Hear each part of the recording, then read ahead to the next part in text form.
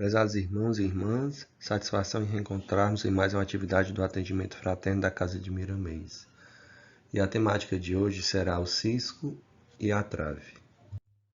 Reforço a todos e a todas que o diálogo que nós vamos traçar a partir de agora é de Francisco do Espírito Santo Neto, ditado por Hamed. E quem é Hamed? É o pseudônimo utilizado pelo espírito que ditou este livro. Preferiu utilizar o nome alegando sentir-se assim mais livre para desempenhar os labores espirituais que se propõe a realizar na atualidade. Sua linha dialógica molda-se principalmente pela psicologia. E uma das frases que eu coloco aqui de Hamed, bem importantes, é que nós não sentimos errado, mas sim interpretamos errado. E ao mesmo tempo a gente precisa, nós precisamos assumir nossos erros, nós precisamos assumir nossas inconsequências e deixar de culpar tanto o outro. Algo que o autor sempre nos convida.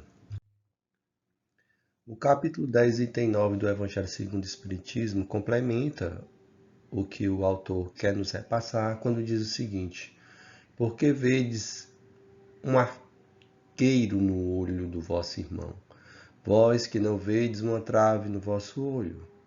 Ou como dizeis ao vosso irmão, deixai-me tirar um argueiro do vosso olho, vós que tendes uma trave no vosso? Hipócritas, tirai primeiramente a trave do vosso olho, e então vereis que podereis tirar o argueiro do olho do vosso irmão. Começaremos os diálogos traçados a partir do Evangelho e do capítulo em si, falando de emoções, pois os indivíduos em plenitude, quando estão bem, eles não negam suas emoções. E as emoções devem ser integradas, ou seja, primeiramente devemos permiti-las sentir. Devemos julgá-las e pensar sobre as nossas necessidades e desejos. A partir disso, agir com o nosso livre-arbítrio, escutando ou não, conforme nossa vontade de achar conveniente. E elas são muito importantes, é através delas que nos individualizamos e nos diferenciamos uns dos outros. Tem um indivíduo pavio curto, tem um mais pacato, tem aquele que automaticamente tem um controle de algo que muitas vezes o irrita, tem aquele que é um estopim, mas, como fala o autor, o mecanismo de nos consentir, de raciocinar e de integrar emoções determinará nossos êxitos ou nossas derrotas nas estradas de nossa existência. Quantos irmãos nossos nesse momento estão presos em virtude do descontrole ou descompasso de suas emoções? Quantas relações foram desfeitas devido a um desenlace ou um atrito ocasionado por um descontrole emocional? E isso automaticamente te torna um indivíduo mais grosseiro, mais difícil de lidar, ou te torna um indivíduo mais sereno e mais apto a conviver entre os outros e contigo mesmo. Lembramos que também as emoções são energias, e Hamed fala que não são certas ou erradas, boas ou impróprias, mas apenas energias que dependem do direcionamento que dermos a elas. Sendo energias, elas se alojarão em determinados órgãos e congestionarão as entranhas mais íntimas da estrutura psicossomática dos indivíduos. Na medicina tradicional chinesa, um órgão chamado fígado, quando você tem muita raiva, esta medicina cita que você tem problemas hepáticos. Quando você cala para o problema, quando a gente fala em outras ciências que abraçam também energias, como a Ayurveda, Às vezes quando eu me calo muito, quando eu sou muito tímido, eu tenho um problema no meu chakra laríngeo, que tem a ver muito com minha tireoide. É algo que quando você engole muito sapo, quando você aguenta as coisas calado e não sabe revidar de uma forma pacífica, ou não revida de uma forma que precisa ser revidada de acordo com o seu momento, você pode, né, automaticamente adoecer dessa região. Ao abafarmos as emoções, podemos gerar uma grande variedade de doenças autodestrutivas e apatia.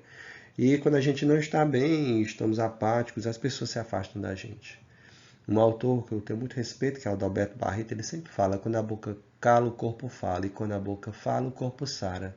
É importante nós falarmos dos nossos problemas, mas se for segredo, né, se for algo que automaticamente possa trazer um desconforto para nós, temos a oportunidade de fazer terapia, né, nos entendermos. A terapia é essencial para a boca falar e aí nós chegarmos a um direcionamento guiados por uma pessoa que pode nos direcionar sem dar conselho ou sermão. E essas emoções, como tomamos amplo contato com o nosso lado emocional, começamos a reconhecer os vestígios a respeito de nós mesmos, que nos proporcionarão autodescoberta, autopreservação, segurança íntima e crescimento pessoal. E eu complemento aqui, também nós teremos autocompaixão, um sentimento nobre que nós não vamos nos culpar tanto. E se nós pensarmos automaticamente que nós somos imperfeitos, que nossas emoções às vezes não são bem conduzidas, que nós somos pessoas grossas, estúpidas, ou então pessoas muito introspectivas que atrapalham a nossa forma de lidar com problemas ou lidar com o outro, pelo autoconhecimento a gente pode se libertar disso. Então, tristeza, alegria, raiva, medo são emoções básicas e devemos usá-las como bússolas que nortearão os caminhos da vida. O medo, em muitas situações, ele é necessário. Numa situação de ameaça, é claro que pelo medo eu tenho que correr. Se uma pessoa vier me agredir com a arma, né, eu tenho um processo de autodefesa norteado pelo medo. A alegria é um sentimento que poucos têm, são momentos raros que nós temos, mas independente de qualquer situação, precisamos despertar em nós, em nosso coração, em nossa vida, a alegria para deixar de lado essa tristeza, a raiva e muitas vezes o ressentimento. O ressentimento é o câncer da alma, você fica sempre ressentindo, ressentindo, ressentindo e lembrando de algo que te deixa cada vez mais para baixo e baixa suas frequências energéticas. Seremos sempre psicologicamente claudicantes quando não integrarmos nossas emoções aos nossos cinco sentidos. A boca tem que falar. Muitas vezes tem que ter cuidado com aquela história, né? Porque a boca fala do que está cheio o coração, mas quando a gente perdoa e começa a se perdoar, as palavras surgem de uma forma mais tranquila. E eu acho que esse momento da fala, do paladar, saber degustar o momento, saber degustar a presença, saber aproveitar sem agir com raiva, com mágoas, com ressentimento, é algo muito interessante.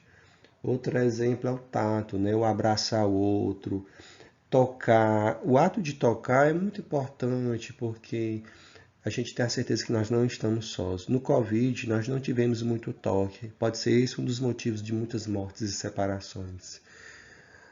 Ou problemas que automaticamente chegaram a trazer essa mazela que o Covid acabou atrasando nossas vidas 10 anos. Como diz hoje, alguns textos e algumas referências bibliográficas. A ignorar nossas reações emocionais, não investigando sua origem em nós mesmos, teremos sempre tendência a projetá-las nos outros.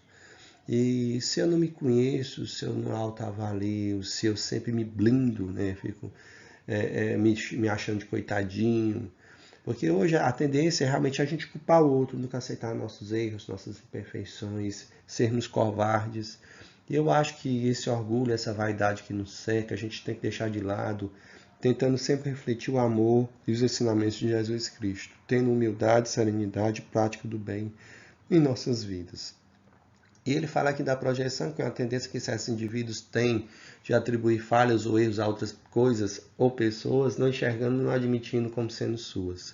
Hoje, nós projetamos muitos problemas, muitos erros, muitas situações que a gente diz que não é nossa, a gente coloca para o outro, mas Pare e pense, você é o espelho do outro. Se você fala que o outro é feio, que o outro é estúpido, pode ter certeza, tem um pouco ou muito de feiura em você, estupidez em você também. E as emoções, às vezes tentamos fazer nossas emoções desaparecer porque a tememos. Reconhecer o que realmente sentimos exigiria uma ação, uma mudança e decisão de nossa parte. E muitas vezes seríamos colocados face a face com verdadeiras ou com verdades inadmissíveis e inconcebíveis por nós mesmos. Assim tentamos projetá-las como sendo emoções não nossas, mas dos outros. A prática de você reconhecer e extravasar essas emoções, direcionar ao outro em um mecanismo que eu posso citar aqui como exemplo. A prática do eu te amo, do abraço, do afago, do olhar carinhoso, da mão que toca com carinho, principalmente no processo de luto, ou no processo de desencarne, ou no processo de auxílio. Nós precisamos praticar isso em casa, mas tem pessoas que têm medo de dizer eu te amo em casa, tem pessoas que têm medo de expressar sentimentos, tem pessoas que têm medo de terminar um relacionamento com medo de magoar o outro, mas quando você automaticamente não ama mais, converse, tente dialogar, porque não adianta você mascarar um relacionamento que só pode trazer dor e sofrimento quando você realmente não sente mais nada para essa pessoa e você só está enganando ela. E essas verdades precisam ser ditas para que as amizades fluam e nada se perca com dor, ódio ou algemas que nos aprisionam. Eu creio que se nós verbalizarmos nossas emoções como verdadeiras, isso vai trazer a certeza de dias melhores. E não sinta isso, é feio. Isso aqui, quando ele coloca essa frase, Hamed, o que é que ele quer nos dizer? As castrações da nossa infância, né? Principalmente pela essa cultura machista, patriarcal, em que você não pode expressar sentimentos, você não pode dizer eu te amo. Ou então você quer falar algo e cala a boca, engole o choro. Nós somos criados muitas vezes engolindo o choro. E hoje nós temos uma sociedade doente, uma sociedade mascarada, uma sociedade que não aceita os erros e quer fazer com que o outro também engula seu choro. Eu falo de uma forma porque eu lido com pessoas assim. E em muitas vezes, né, como ele fala aqui, é uma das muitas velhas mensagens que ecoam em nossa mente desde a infância, que ele fala, e é uma verdade. Com o passar do tempo, julgamos não mais senti-las porque escondemos da recriminação dos adultos. Isso aqui também é uma logística muito forte que o remédio complementa. E, em razão disso, certos adultos condenam com veemência os ciscos dos outros, pois veem em tudo luxúria e perversão, desonestidade e uma ambição. Eu fico triste em determinadas pessoas, muitas vezes aquelas que falam que são defensores da família, dos bons costumes e dos princípios, e criticam os outros, que traem suas mulheres, mas são cidadãos de bem, mas traem a mulher.